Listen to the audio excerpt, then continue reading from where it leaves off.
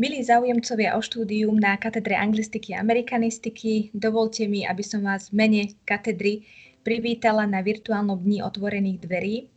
Moje meno je Ivana Horvátová, pôsobím na katedre okrem iného ako tutorka, študijná poradkyňa a dnes vás budem prevádzať programom Dňa otvorených dverí. Najskôr vám stručne predstavím katedru anglistiky a amerikanistiky formou komentovanej PowerPointovej prezentácie. A následne sme si pre vás pripravili rozhovor s úspešnými absolventmi a v súčasnosti internými doktorantmi. Počas rozhovoru s nimi, ako je počas celého programu, môžete písať vaše otázky do živého chatu, na ktoré vám moje kolegyne a moji kolegovia radi odpovedia. Teraz, ak dovolíte, by som začala s prvým bodom programu, a to komentovanou PowerPointovou prezentáciou katedry. Najskôr by som vás rada oboznámila s obsahom prezentácie, ktorý som zhrnula do nasledujúcich bodov. Prvým bodom je, kto sme, čo učíme, aký je náš cieľ. Ďalej, čo praktické sa počas štúdia naučím, kde využijem tieto poznatky, život na katedre, čo robia úspešní absolventi dnes a užitočné linky. Pedagógovia na katedre anglistiky a amerikanistiky patria do troch sekcií.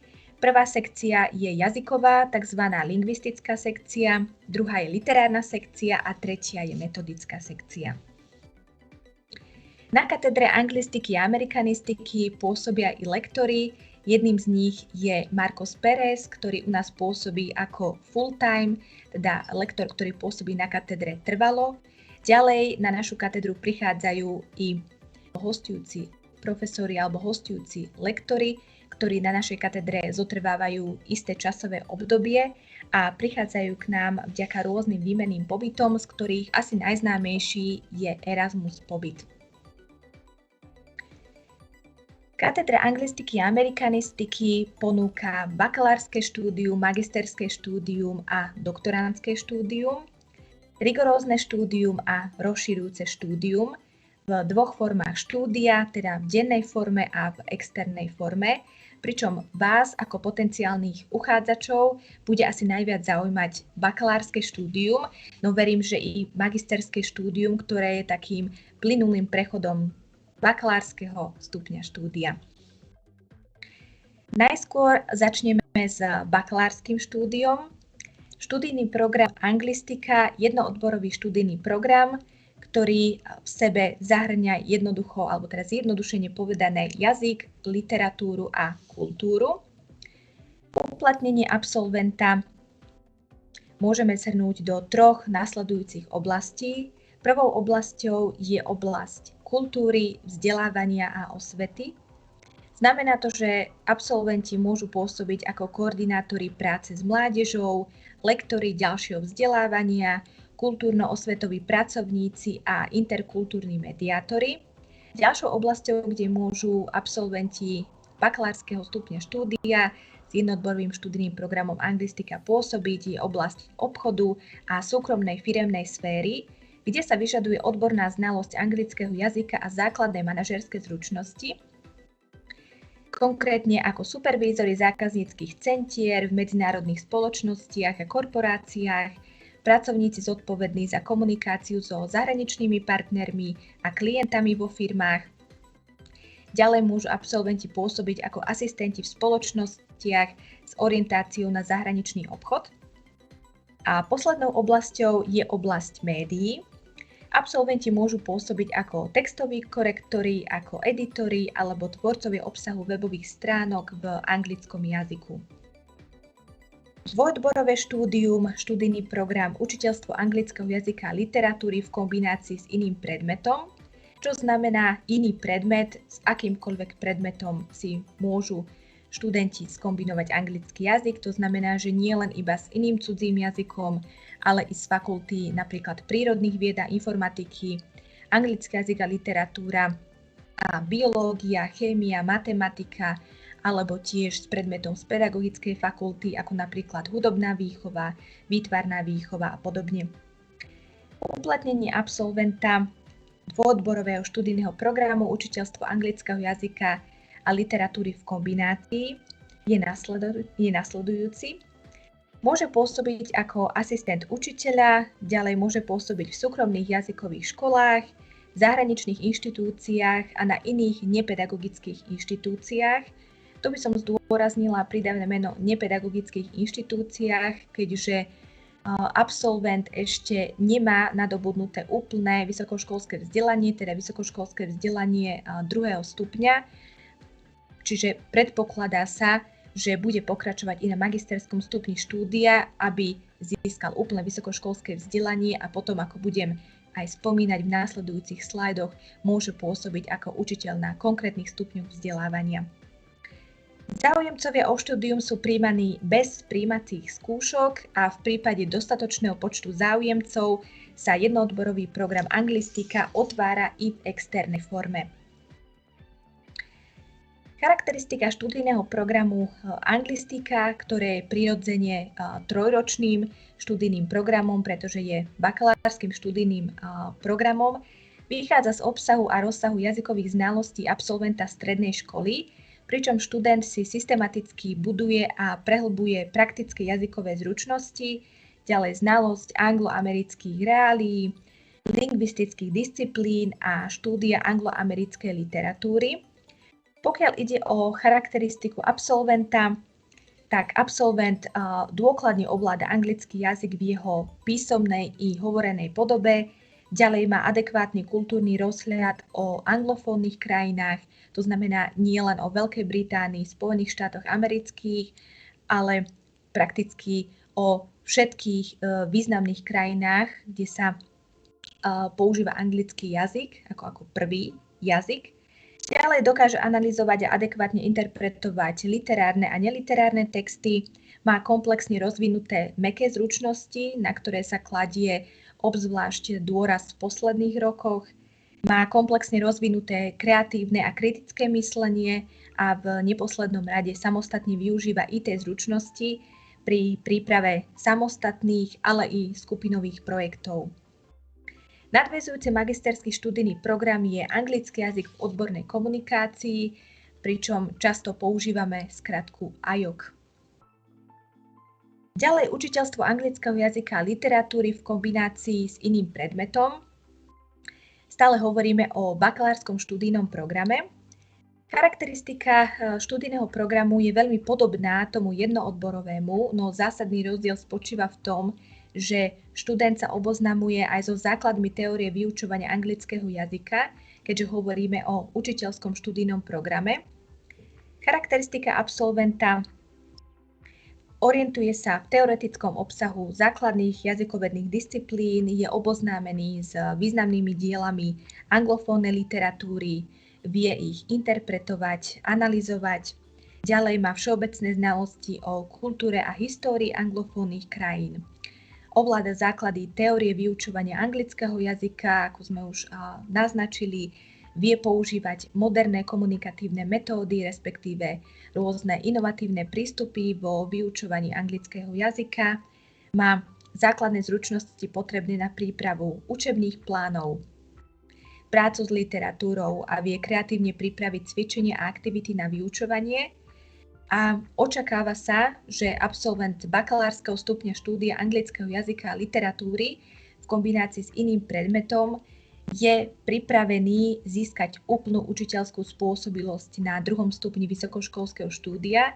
To znamená, aby teda plynule prešiel z toho bakalárskeho stupňa štúdia na to magisterské štúdium alebo tá magisterský stupeň štúdia.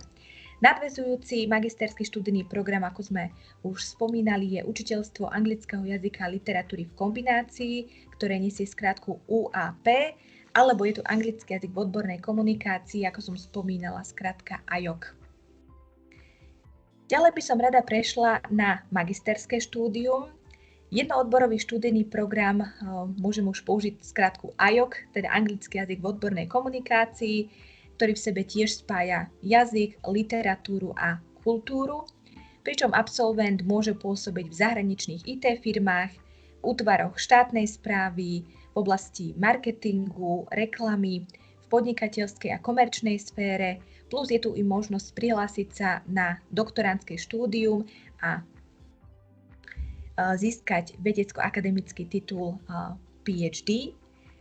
Pokiaľ ide o dvojodborové štúdium, teda učiteľstvo anglického jazyka a literatúry v kombinácii s iným predmetom, absolvent sa uplatní v školstve, konkrétne na 2. stupni základnej školy, na stredných odborných školách a na gymnáziách a tiež podobne ako pri jednoodborovom študijnom programe má možnosť vedeckého rastu, takže prihlásiť sa na 3. stupeň vysokoškolského štúdia, teda na doktorandské štúdium. Záujemcovia o štúdium sú prijímaní bez prijímacích skúšok a v prípade dostatočného počtu záujemcov sa jednoodborový program IOC otvára aj v externej forme. Oboznámili sme sa s teoretickým obsahom študijných programov, ktoré katedra anglistiky a amerikanistiky ponúka a teraz vám stručne predstavím predmety, ktoré počas štúdia absolvujete. Sú nimi napríklad výslovnosť, gramatika, slovná zásoba, ústny a písomný prejav, jazykové varianty angličtiny, hovorové formy jazyka. Avšak ak by ste nahliadli do študijných plánov, tak presne tieto termíny sa tam nenachádzajú. Skôr by ste tam našli termíny ako fonetika, fonológia, morfológia, lexikológia, čo v podstate reprezentuje prvé 3 jazykové systémy, ako som spomínala, výslovnosť, gramatika a slovná zásoba. Takže tieto predmety absolvujete v rámci jazykovedy, lingvistiky alebo teda tzv. Jazyka. Ďalej v rámci literatúry a kultúry sú to vývojové štádia britskej a americkej literatúry, ďalej prehľad súčasnej poviedkovej tvorby anglofónnych krajín, analýza, interpretácia a kritické hodnotenie klasických a moderných literárnych diel, ďalej kritické posúdenie literárneho diela a jeho filmovej adaptácie je tiež súčasťou literárnych disciplín, čo sa týka najmä predmetu literatúra a film. Ďalej je to kritické posúdenie produktov vizuálnej kultúry, predmet text a vizuálna kultúra. A ďalej sú to dejiny, reálie a kultúra anglofónnych krajín, ako som už predznačila, primárne Veľkej Británie, USA, ale aj ostatných anglofónnych krajín, ako je napríklad Kanada a podobne.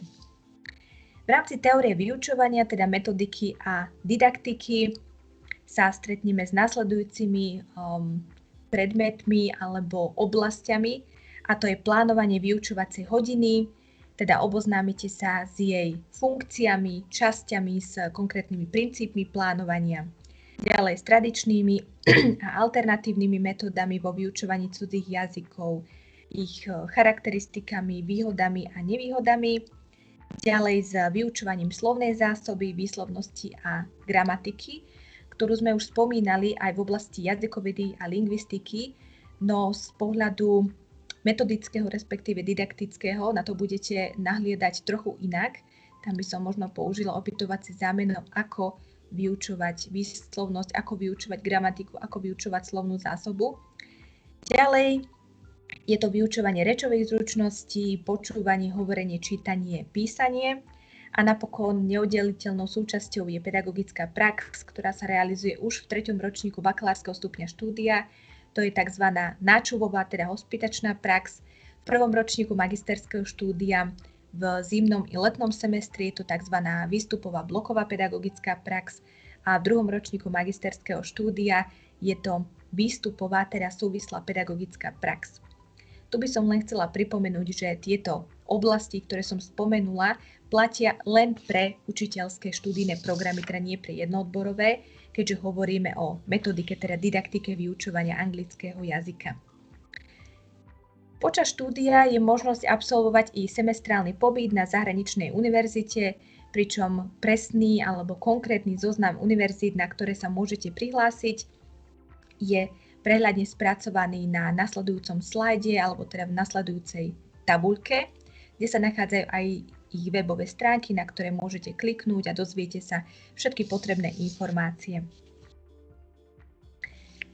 Štúdium by nebolo štúdiom, ak by sa v rámci neho neorganizovali rôzne podujatia a podobne je to i na katedre anglistiky a amerikanistiky. Život na katedre je veľmi pestrý.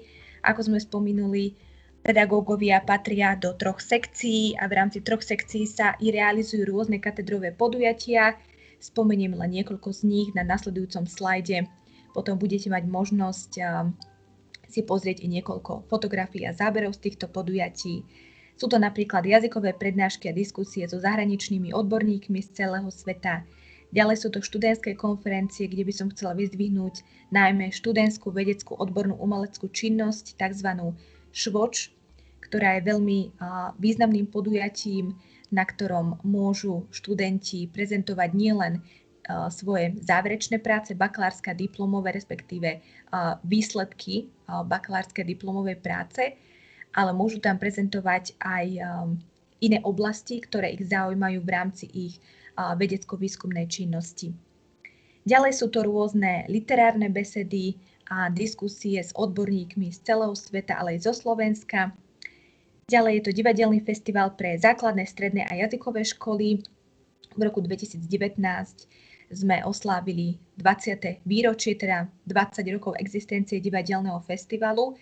Bohužiaľ v súčasnosti sa divadelný festival nerealizuje kvôli epidemickej situácii, no s nádejou a takou dôverou nahliadame do tých nasledujúcich akademických rokov s tým, že by sa možno mohol obnoviť trochu v modifikovanej, upravenej podobe, ale veríme, že by sa mohol obnoviť.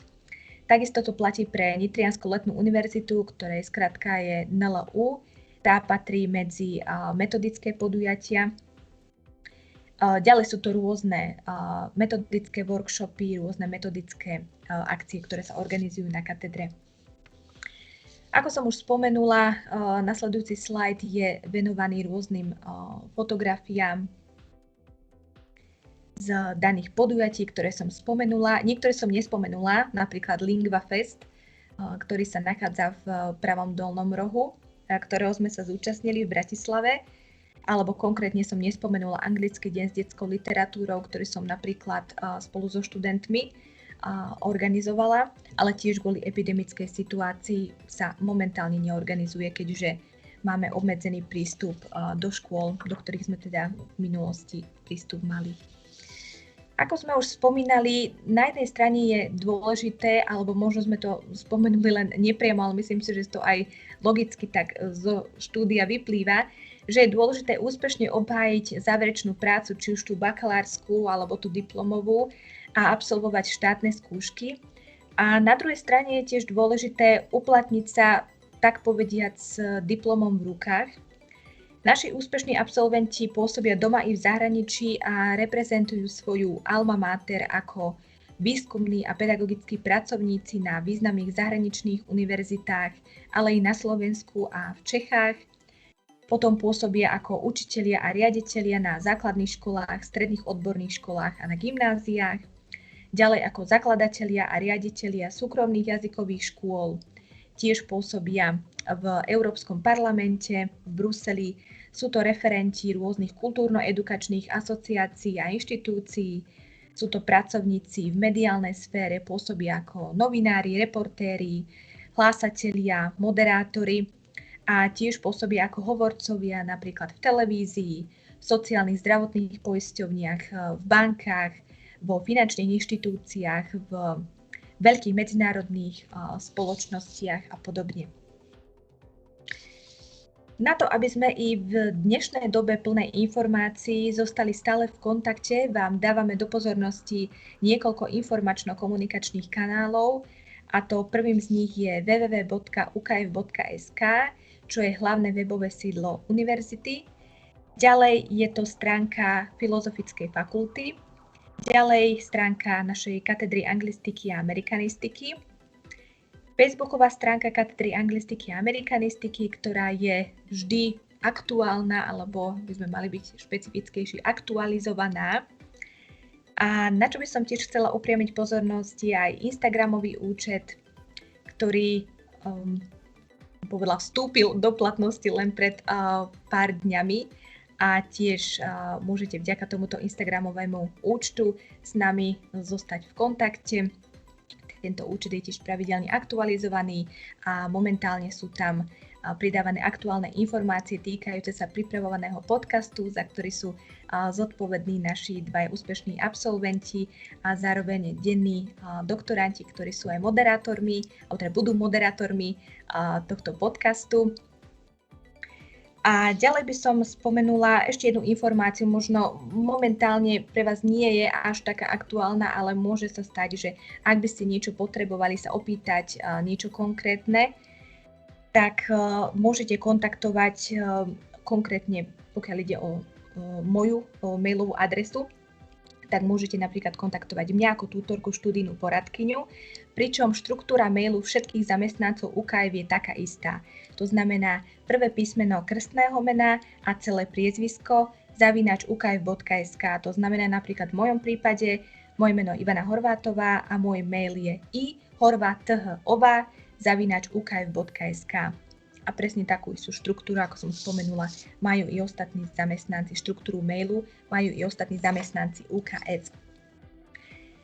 Na záver tejto prezentácie katedry anglistiky a amerikanistiky by som si dovolila uviesť jeden motivačný a myslím si, že aj pravdivý citát od veľmi známej spisovateľky Virginie Woolf.